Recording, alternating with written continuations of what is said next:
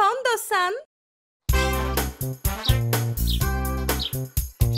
Par une journée ensoleillée, les petites chèvres jouaient paisiblement au bord du lac près de la ville.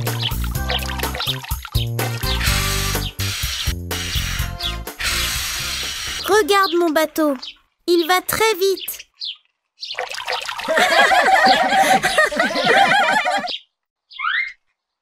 Burk, je n'aime pas du tout la voile. Maman, tu aurais dû voir l'énorme bateau que nous avons construit. Il se débattait dans les vagues de l'océan Atlantique. Pouah, c'était un voyage difficile pour notre bateau.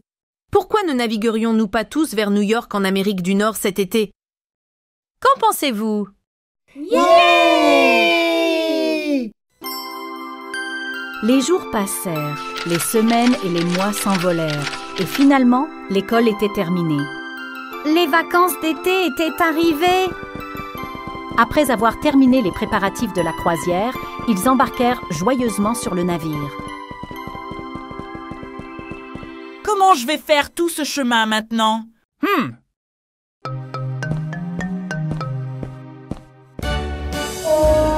Après un agréable voyage d'une semaine, le navire atteignit le continent nord-américain.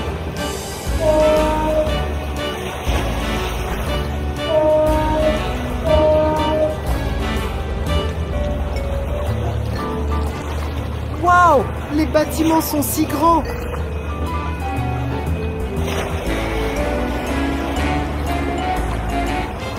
Regardez les gars, c'est le pont de Brooklyn. Il a été construit il y a 150 ans. Il y a de très hauts gratte-ciel à New York. Nous irons même jusqu'au sommet de l'un des premiers.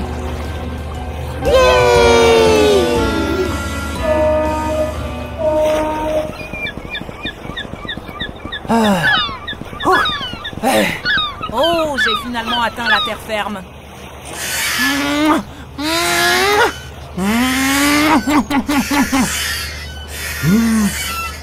Voyons où vont ces chèvres. Oh non, ma queue, elle me fait tellement mal.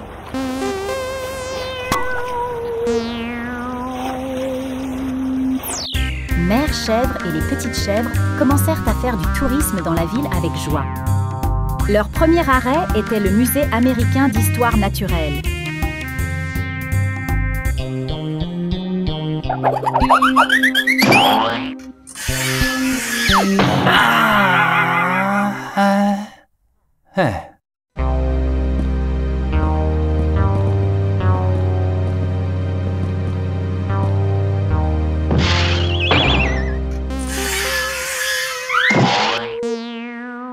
C'est tellement injuste. La famille chèvre quitta le bâtiment ensemble et se dirigea vers le musée métropolitain d'art, le plus grand musée d'art d'Amérique. Arrêtez! Ne me laissez pas ici! Je suis fatigué de te poursuivre. Mère chèvre et les chevreaux regardaient les peintures à l'huile et les sculptures du musée. Regarde, maman, des ballerines. Elles sont belles.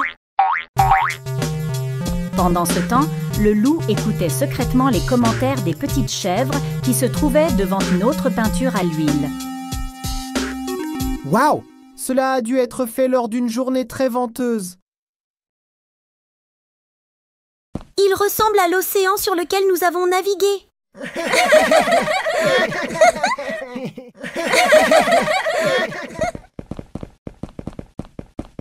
Burk, je déteste être mouillé.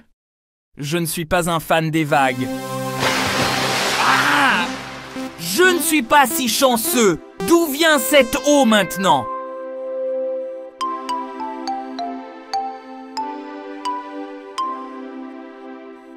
Si le loup était là, il voudrait certainement ramener cette statue en or chez lui. Quel loup stupide! Tu as raison, il ferait ça à coup sûr.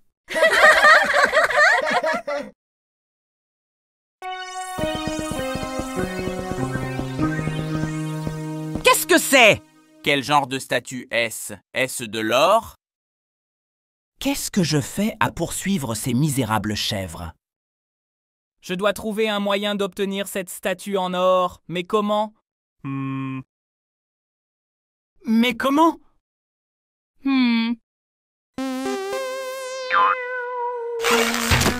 Aïe! Qu'est-ce qui se passe? D'où viennent ces flèches? Je n'ai pas eu cette chance! À l'aide! À l'aide!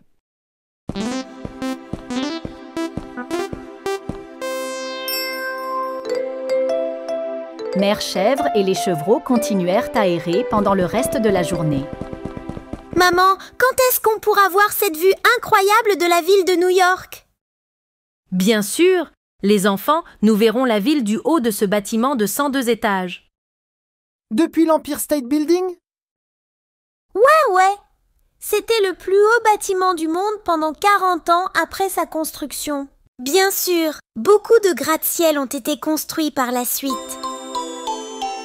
Ils entrèrent dans l'Empire State Building et firent la queue pour prendre l'ascenseur.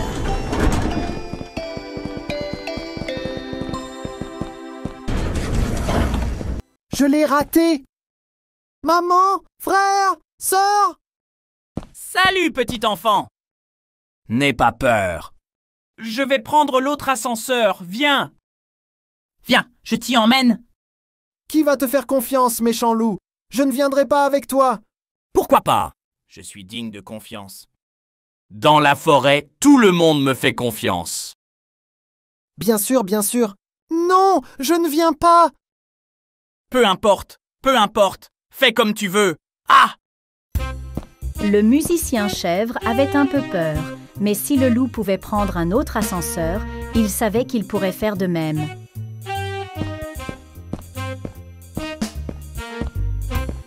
Tous ces halls se ressemblent et je ne trouve pas d'autre ascenseur. Je suppose que je suis perdu. Le loup dut faire face à Mère Chèvre en colère quand il atteignit le sommet. Dis-moi maintenant, méchant loup, où est mon garçon? Sinon... Non, je jure que je n'ai rien fait, je le jure! Pourquoi devrions-nous te croire, méchant loup? Tu es toujours après nous. Mais ce n'était pas moi cette fois, je l'ai vu en bas. J'ai voulu l'aider, mais il a refusé. Tu viens avec nous aussi. Je ne te laisserai pas partir tant que nous n'aurons pas retrouvé mon fils. Sinon, je te montrerai. Ah! Ça fait mal! D'accord, je viens. Après qu'ils soient tous descendus, ils décidèrent de se séparer et de chercher Musicien la chèvre. Où es-tu, musicienne? Où es-tu, petite chèvre? Youhou! Youhou! Où es-tu, mon fils? Musicien! Élégant, élégant, je suis là. Mais tais-toi, le loup me poursuit. Faisons attention. N'aie pas peur, il nous aide. Maman a dit au loup qu'elle lui enlèverait toute sa fourrure s'il ne te trouvait pas. Hé hé hé! Maman! Nous sommes là! Je suis si contente de te voir, j'avais tellement peur aussi. Kiss! Burk, le loup, tu es dégoûtant. Qu'est-ce que tu fais? J'ai de la salive partout sur moi. Ok, nous avons retrouvé votre frère. Alors, allons faire un pique-nique à Central Park.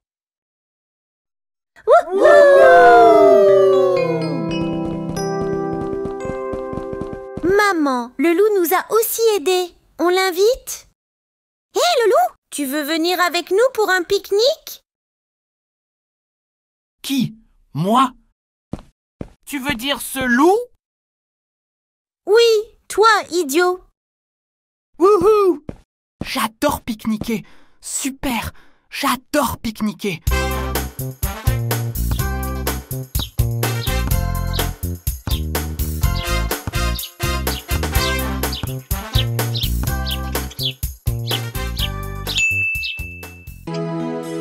Il était une fois, il y a très longtemps, dans un pays lointain, un roi qui vivait. Ce roi avait 12 filles. toutes ces filles étaient incroyablement belles.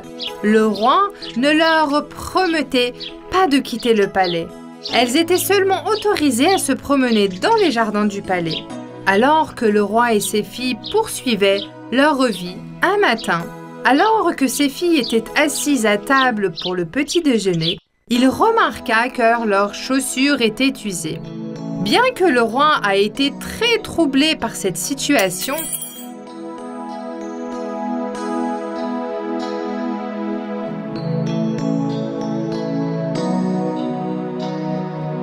il a ordonné à ses serviteurs d'acheter des nouvelles chaussures pour ses 12 filles. Depuis ce jour, chaque matin, au petit déjeuner, le roi remarqua que les chaussures de ses filles étaient usées et sales. Le roi ne pouvait pas dire ce qui se passait. Bien que leur porte soit verrouillée la nuit, le mystère des chaussures usées continuait. Pour le résoudre, le roi a imaginé un plan très astucieux.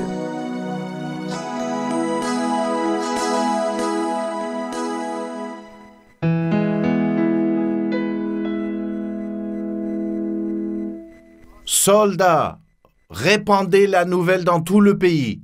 Celui qui résoudra ce problème épousera une de mes filles et deviendra roi à ma mort. Ces jeunes hommes n'ont que 3 jours pour trouver pourquoi les chaussures de mes filles sont usées chaque matin.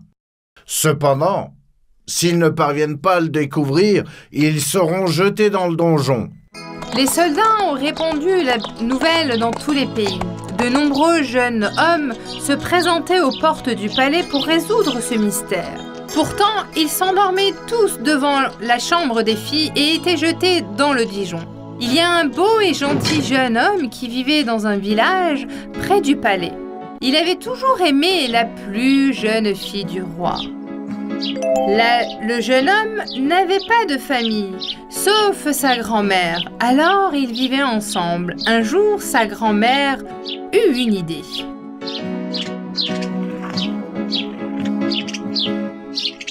Pourquoi ne tenterais-tu pas ta chance pour résoudre ce mystère? Tu as toujours dit que tu aimais la plus jeune fille du roi. Jusqu'à présent, des centaines de personnes sont allées au palais pour tenter leur chance. Aucun d'entre eux a réussi. Ce sera impossible pour moi aussi. En plus, nous sommes très pauvres. Le roi ne me donnera jamais sa fille au mariage. Tu dois être folle, grand-mère. C'est absurde. Tu fais ce que je te dis. Tu vas réussir. Je te donne une cape magique qui appartenait à ton père. Quand tu la porteras, tu deviendras invisible. Et encore une chose, ne mange pas et ne bois pas ce qui vient du palais. Bonne chance, mon fils. Bien que le jeune homme ait été incroyablement surpris par le cap invisible, il se rendit immédiatement au palais pour tenter sa chance. Les gardes les conduisirent dans les chambres des princesses, tout comme les autres qui avaient tenté leur chance avant lui. Le soir, l'aîné met un faumière dans un seau d'eau, quitte la chambre et tend le verre au jeune homme qui attend près de la porte. Il fait chaud, tu dois avoir soif. Tiens, si tu veux, je peux t'apporter un autre verre. Merci. Oui, j'étais incroyablement assoiffé. Le jeune homme assoiffé but l'eau et endormit jusqu'à matin. Le lendemain, alors qu'il attendait, une autre fille apporta un verre de limonade. Incapable de résister, le jeune homme a bu cela aussi. Il se rendit directement dans la chambre qui lui avait été attribuée et ronfla toute la nuit. Quand il se réveilla le matin, il dit « Comme je suis stupide, comment ai-je pu croire ces filles? Ma grand-mère m'avait prévenu de ne rien manger ni boire. Ce soir, c'est ma dernière nuit. Je dois réussir. »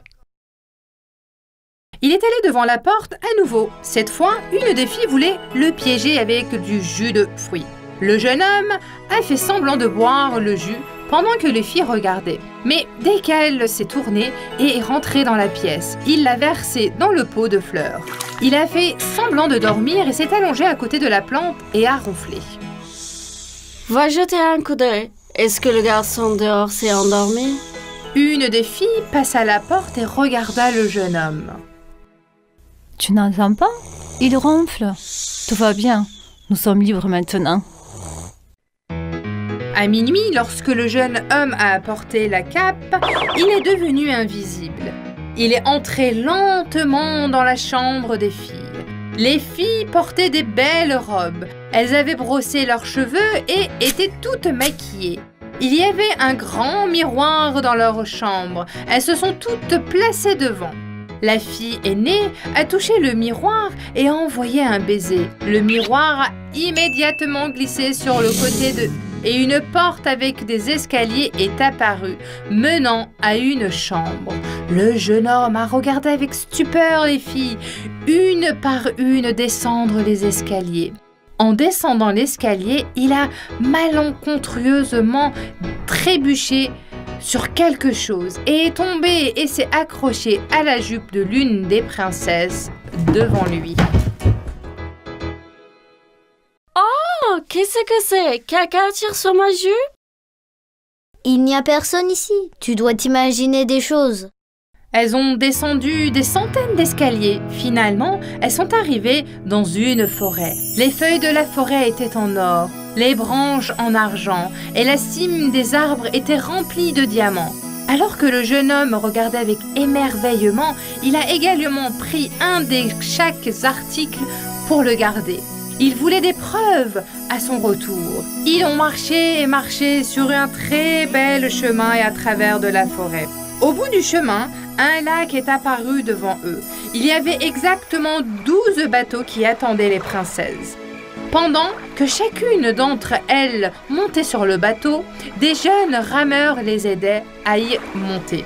Finalement, le jeune homme a sauté dans le dernier bateau. Ça alors, ce bateau est un peu plus lourd que d'habitude aujourd'hui. C'est comme s'il transportait 3 personnes. As-tu pris du poids, princesse?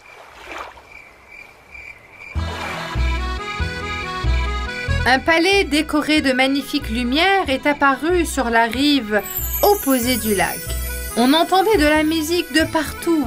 Elles sont toutes entrées dans ce palais et ont commencé à danser comme des folles avec leurs compagnons. Tous les verres du palais étaient en cristal et tous les couverts en argent. Alors que le jeune homme regardait cet événement fantastique, il voulait manger un morceau de gâteau et boire de l'eau. Il n'a pas été remarqué alors qu'il mangeait un morceau de gâteau dans une assiette en or. Mais il a été surpris alors qu'il buvait de l'eau dans un verre en cristal. Oh, wow, je ne peux pas le croire. Regardez, le verre est en train de léviter. C'est comme si quelqu'un buvait de l'eau. En entendant ces cris, le jeune homme a lâché le verre et s'est brisé en 1000 morceaux. Tu t'imagines des choses? Nous sommes vraiment fatigués d'avoir dansé. Tu as dû te cogner contre le verre. Allez, presque le matin, rentrons au palais. Mais... Il était temps pour les filles de retourner au palais. La fille aînée rassembla toutes ses sœurs. Elles retournèrent au palais par le même chemin que celui lesquels étaient entrés avec la jeune homme qui le suivait en permanence. Le jeune homme était ravi d'avoir résolu le mystère des chaussures. Il se présenta immédiatement devant le roi. Votre Majesté, je vous salue respectueusement, Votre Altesse. J'ai résolu le mystère qui explique pourquoi les chaussures de vos filles sont usées au bout d'un seul jour. Chaque jour, vos filles vont dans une forêt magique, seront dans un palais et dansent toute la nuit. C'est pourquoi leurs chaussures sont usées. Le roi était choqué par cette nouvelle et ne voulait pas croire ce qu'il entendait. Aujourd'hui était votre dernier jour. Comment pourrais-je savoir que tu ne me mens pas pour être jeté dans le donjon? Monsieur, j'ai beaucoup de preuves. Une branche d'arbre en argent, une feuille d'or, un fruit en diamant et un verre en cristal. Le roi fut surpris par ce qu'il vit, mais aussi heureux que le mystère soit enfin résolu.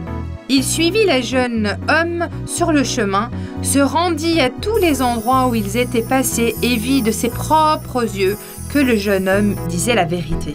Oui, tu as raison. Dis-moi laquelle de mes filles veux-tu épouser? Votre Majesté, si elle accepte également, je voudrais épouser votre plus jeune fille, et bien sûr, si vous le jugez bon. Le jeune homme et la jeune princesse vécurent heureux jusqu'à la fin de leurs jours. Le jeune homme fit également amener sa grand-mère au palais, car il lui devait tout. Même si les autres filles n'étaient pas très heureuses de ce qui s'est passé, elles promirent de ne plus jamais aller nulle part sans permission. Cendrillon avait épousé le prince et était très heureuse. Mais il y avait une chose qui la contrariait. Elle faisait constamment des erreurs, car elle ne connaissait pas les règles du palais.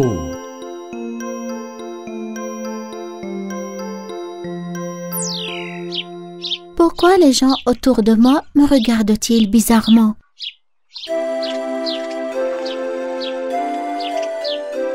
Sa servante a dit que ses vêtements n'étaient pas adaptés au palais et qu'elle devait porter des vêtements dignes d'une princesse. C'est pour cela que tout le monde me regardait et se moquait de moi. Maintenant, je comprends. Parmi ceux qui se sont moqués de Cendrillon, il y avait la méchante sorcière Rosa et sa fille Serra. Comme Rosa jette des sorts, tout le monde l'appelle la sorcière Rosa. Elle est devenue une princesse, mais elle ne sait pas comment se vêtir dans le palais. J'étais censée épouser le prince. C'était mon droit d'être une princesse. Cela peut encore arriver. Fais confiance à ta mère. Cendrillon regrettera d'être une princesse. Finalement, le roi et le prince réaliseront qu'elle ne peut pas être une princesse et ce mariage prendra fin.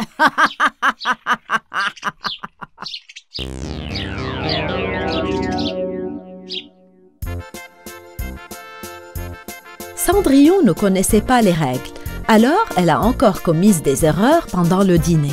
Elle a trempé du pain dans sa soupe. Elle l'a englouti. Oh là là, comme c'est délicieux! Comme elle n'arrivait pas à couper la viande dans son assiette à l'aide d'un couteau, Serra, assise à côté d'elle, lui a donné un conseil. Tu peux manger la viande avec ta main, n'aie pas honte. Cendrillon a écouté les conseils de Serra, a pris la viande avec les mains et l'a mangée. Mais les gens à table se sont moqués d'elle. Ah, comme c'est dégoûtant! C'est une honte qu'une princesse n'ait pas de bonnes manières à table.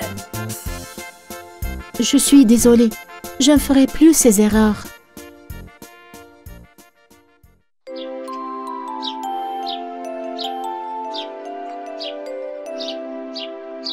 Un jour, alors qu'elle était assise dans le jardin du palais, elle entendit une voix à côté d'elle. « Pourquoi es-tu si malheureuse, princesse? Mais qui es-tu? D'où viens-tu? » Je suis Pofou. Je vis dans ce palais depuis de nombreuses années. Je sais tout ce qu'il y a à savoir sur le palais aussi. Ah oui? Alors peut-être que tu peux m'aider. Comment veux-tu que je t'aide? Dis-moi s'il te plaît. Je ne connais toujours pas les coutumes du palais. Serra m'a aussi piégée. Pour que je fasse plus d'erreurs, que dois-je faire? C'est facile. Tu dois aller à l'école des princesses. L'école des princesses? C'est une excellente idée. Je te remercie énormément, Pofou. Tu sais, tu es vraiment un amour, Pofou.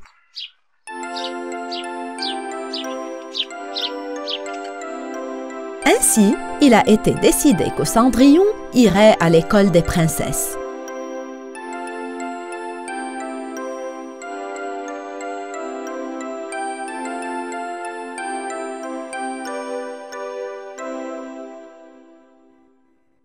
Cendrillon va aller à l'école des princesses. Cette fille ne va pas réussir à l'école.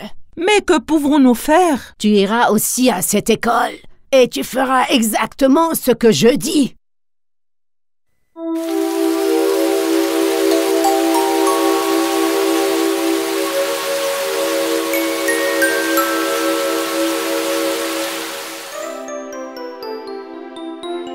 Le premier jour d'école, les élèves recevront une leçon de marche.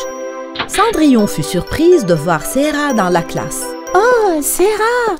Pourquoi es-tu là? En tant que dame de la société, je dois m'améliorer, ma chère. Souviens-toi, il y aura un examen sur la façon de se porter. Je te souhaite une bonne chance.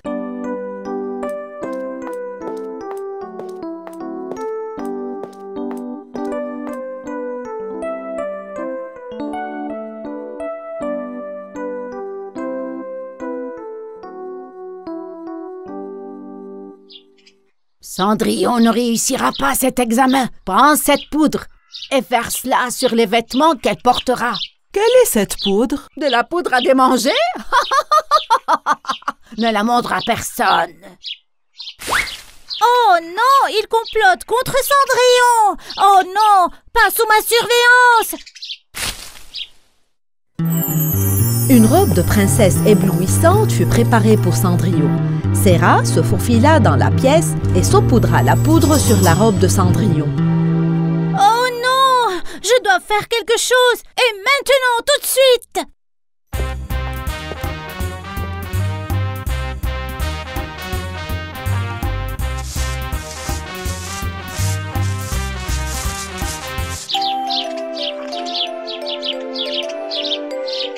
Enfin, ce fut l'heure de l'examen et Cendrillon marcha avec la grâce d'une princesse dans sa robe chatoyante.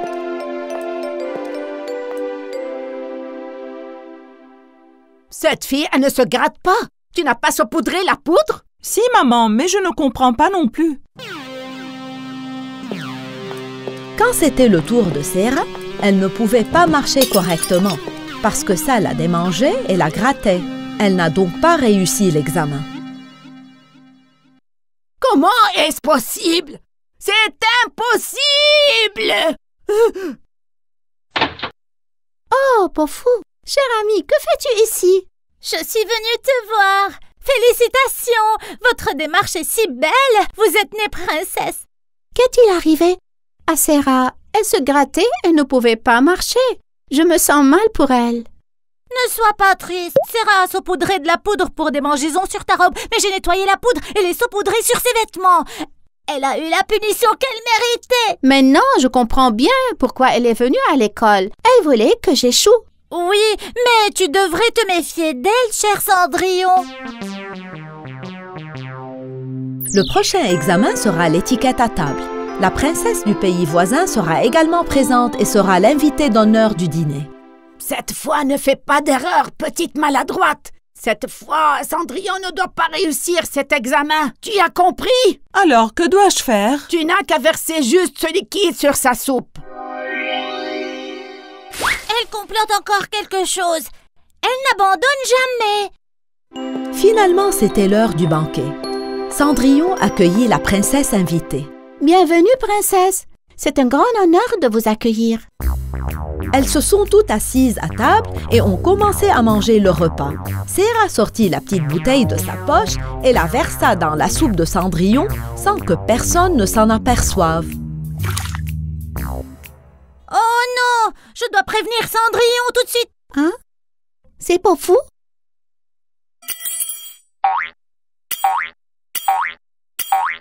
Est-ce qu'elle me montre du doigt? Cendrillon comprit ce que Pofou essayait de dire. Et elle remplaça sa soupe par celle de Serah sans que personne ne s'en aperçoive. Serah prit une cuillère de sa soupe. Non, ne fais pas ça! Arrêtez! Ne buvez pas! Oh non, impossible! À la fin de la journée, Cendrillon a réussi l'examen et a reçu le certificat d'étiquette. Je n'aurais pas pu le faire sans toi, Pofou. Merci énormément. Je serai toujours à tes côtés, ma princesse. Ne t'inquiète pas du tout, hein?